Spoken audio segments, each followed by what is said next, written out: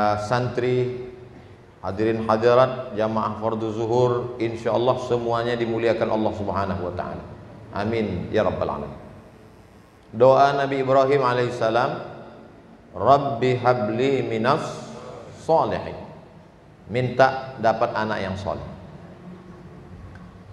Selesai berwudu, asyhadu an la ilaha illallah wa la syarikalah wa asyhadu anna Muhammadan abduhu wa rasuluh. Allahumma ja'alni minat tawabin wa ja'alni minal mutatahhirin wa ja'alni min ibadikas sholihin. Kenapa minta orang yang soleh?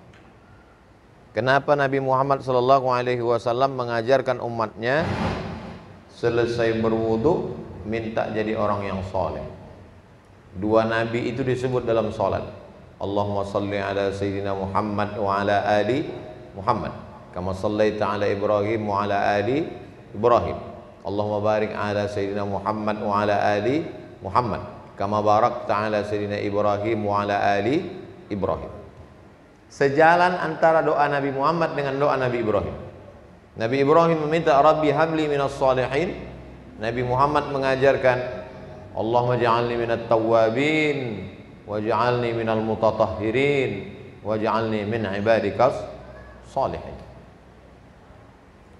Karena orang yang soleh didoakan oleh semua orang yang sholat. Semua orang yang sholat zuhur hari ini mendoakan orang yang soleh. Mana dia? Assalamu alayka at-tahiyatul mubarakatuh salawatu thayyibatu lillah. Assalamu alayka ayuhan nabi wa rahmatullahi wabarakatuh. Wassalamu alayna wa ala ibadillahis sholihin. Itulah mengapa kita diajarkan minta anak yang soleh.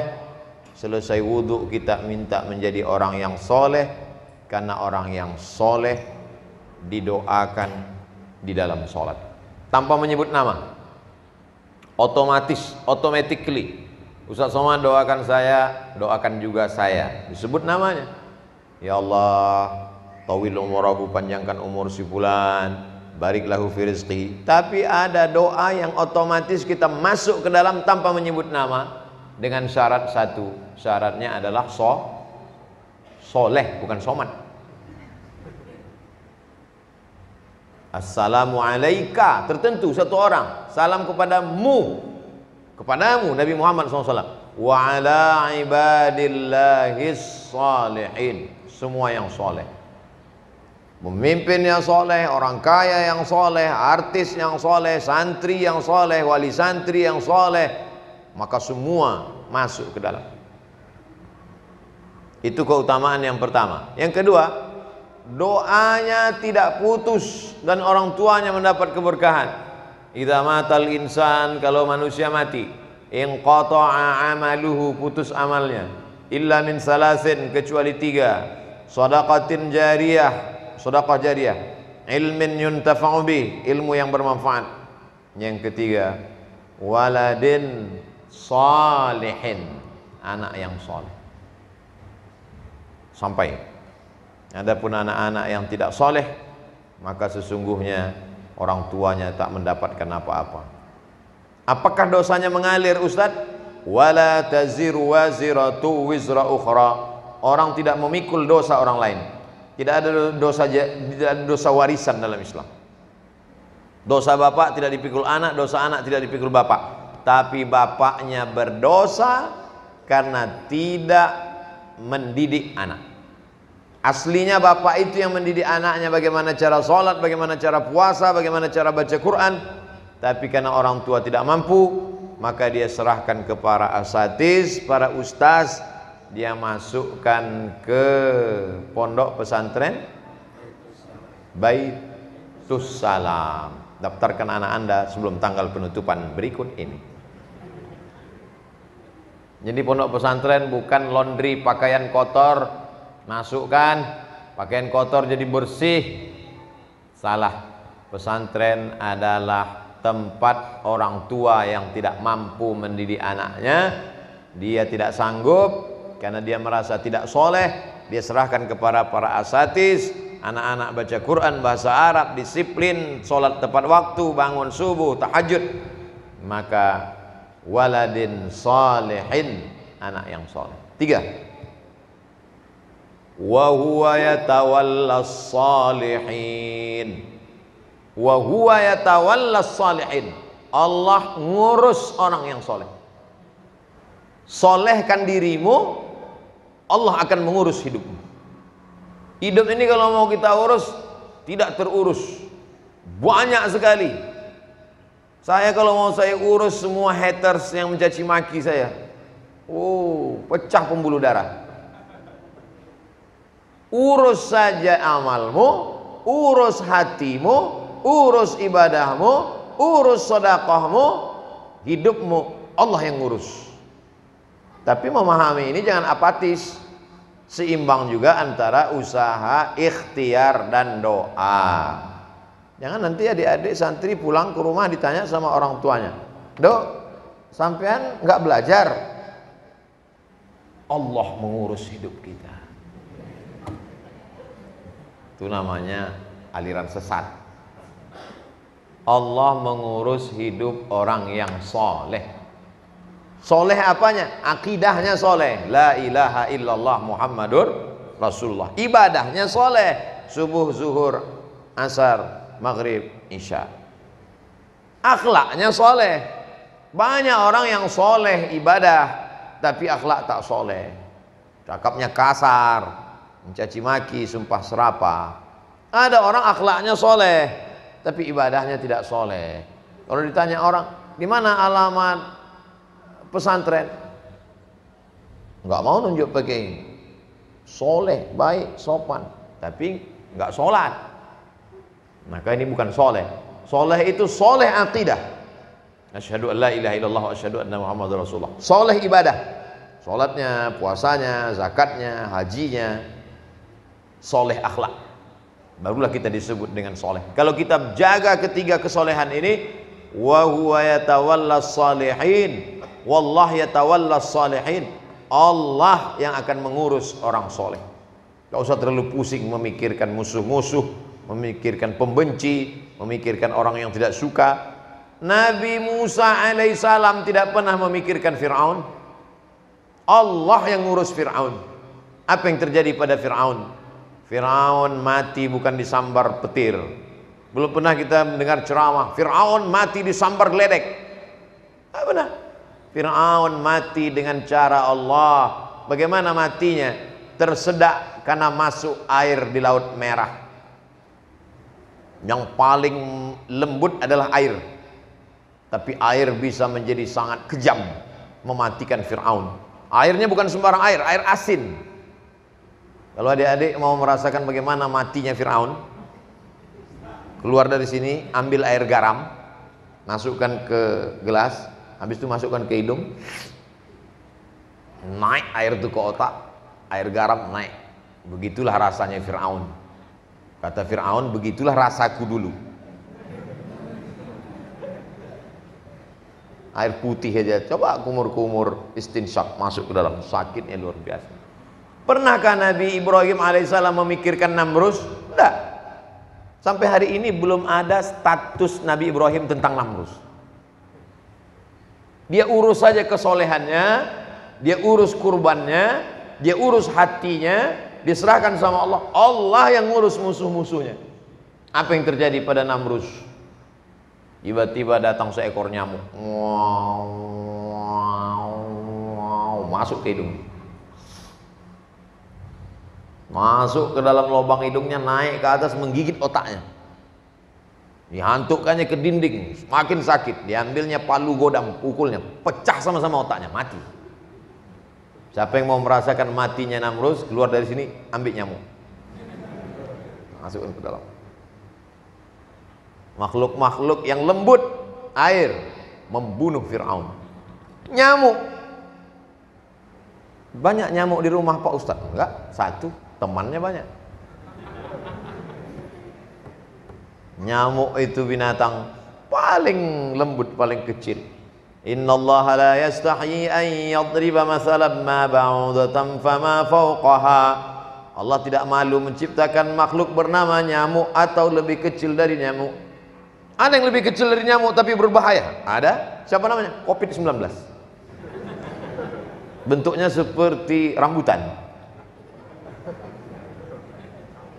Fa ammal ladzina amanu fa ya'lamuna annahu al-haqqu min rabbihim wa ammal ladzina kafaru fa yaquluna madza aradallahu bihadza masala. Apa kata orang kafir? Untuk apa Allah menciptakan nyamuk? Makhluk apa ini? Gara-gara nyamuk itulah musuh Allah mati. Gara-gara nyamuklah banyak orang kaya. Gara-gara nyamuk. Siapa dia? Ekspor impor obat anti kaya gara-gara nyamuk. Begitu Allah Subhanahu wa taala. Yang penting solehkan dirimu, solehkan hatimu, solehkan hartamu, menyolehkan mata, meneteskan air mata di tengah malam, mensolehkan telinga, banyak-banyak dengar tausiah, mensolehkan hati, lembutkan dengan banyak berzikir dengan Allah, mensolehkan harta, zakat, wakaf, infak, sedekah, wasiat, hibah, ghanimah. Harta kita juga mesti soleh. Banyak orang yang soleh kakinya, ke masjid rajin, zikir rajin, setiap dengar ceramah nangis. Ustadz belum ceramah udah nangis. Tapi hartanya tidak soleh, pelit, bakhil. Kalau lewat kotak sedekah, sebelum lewat pura-pura tidur.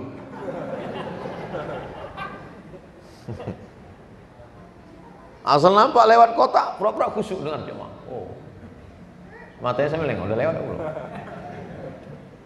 Harta kita mesti kita solehkan.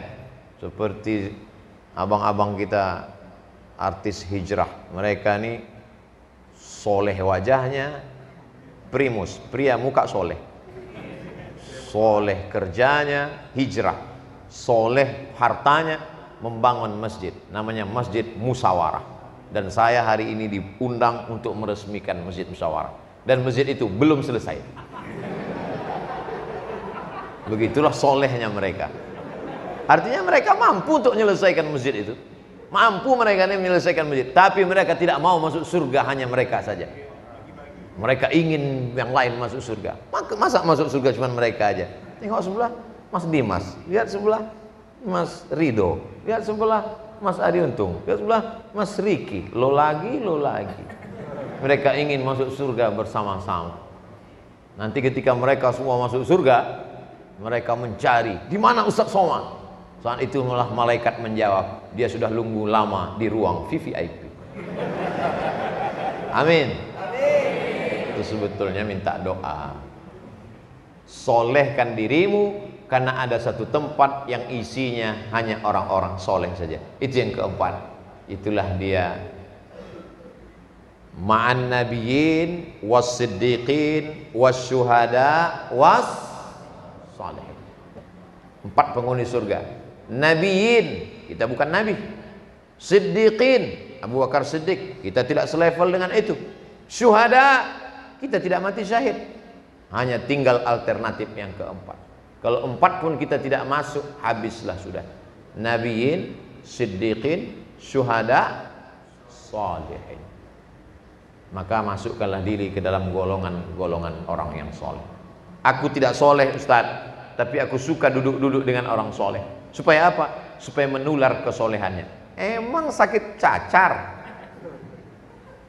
Paling tidak kalau kita teman dengan orang soleh, tempatnya terjaga. Karena orang soleh duduknya di masjid, bacaannya terjaga, bacaannya Quran, telinganya terjaga, karena dipakai mendengarkan tausiah. Maka kita selalu dituntut untuk menjaga kesolehan. Lingkungan kita ini 3. Lingkungan tempat tinggal, usahakan dekat dengan orang-orang soleh. Yang kedua, lingkungan tempat kerja, usahakan tempat dekat-dekat orang soleh. Yang ketiga, lingkungan medsos. Satu grup lah dengan grup orang-orang soleh. Friend-friend kita itu orang-orang soleh, follower orang-orang soleh. Tapi gimana cara nyaringnya? Kita buat aja situ. Yang nggak soleh jangan follow gua. Kita belum soleh, tapi berusaha untuk mensolehkan diri. Doakan Ustadz Somad supaya jadi orang soleh. Insya Allah adik-adik ini, santri-santri ini adalah orang-orang yang soleh, insya Allah. Dari mana Ustaz tahu? Bisa kulihat dari tatapan matanya. Orang soleh itu gimana matanya Pak Ustaz? Matanya kurang tidur. Karena dia sholat tahajud tadi malam. Kurang tidur. Tapi ini bukan karena tahajud Ustaz, karena nonton bola, kita husnuzon. Mungkin habis nonton bola dia tahajud. Pas mau tahajud, azan subuh. Mungkin sebelum nonton dia tahajud duluan. Saya bukan main serius tahajud tadi malam Pak Ustaz. Supaya apa? Doa supaya kesebelasan saya menang. Enggak lolos. Jadi mudah-mudahan kita semua menjaga kesolehan karena 4 poin yang saya sampaikan ini. Kenapa cuma 4 poin Pak Ustaz? Ya terserah saya yang ngomong. Itulah yang dapat saya sampaikan pada kesempatan yang baik-baik ini. Kita tidak pernah berpisah karena kita selalu bersama dalam doa. Aqulu qauli hadza astaghfirullah li wa lakum. Rabbana hab lana minas sholihin. Jadikan anak kami anak-anak yang soleh. Rabbana hab lana min ladunka dzurriyyatan thayyibah. Jadikan kami keturunan yang baik-baik. Rabbana hab lana min azwajina wa dzurriyyatina qurrata a'yun. Jadikan pasangan hidup kami, keturunan kami orang-orang yang sejuk dipandang mata dan menenangkan hati kami. Allahumma jama'na ma'al habibil mustafa fi jannatikal ula. Satukan kami dalam surga Jannatul Firdaus bersama ma'an nabiyyin was-siddiqin was-syuhada was-salihin, bersama orang-orang yang soleh. Rabbana atina fid dunya hasanah wa fil akhirati hasanah wa qina adzabannar. Wa sallallahu ala sayyidina Muhammad wa ala alihi wasallam walhamdulillahi rabbil alamin. Terima kasih segala perhatian. Mohon maaf segala kesilapan dan kekhilafan. Aqulu qauli hadza astaghfirullah li wa lakum. Wassalamu alaikum warahmatullahi wabarakatuh.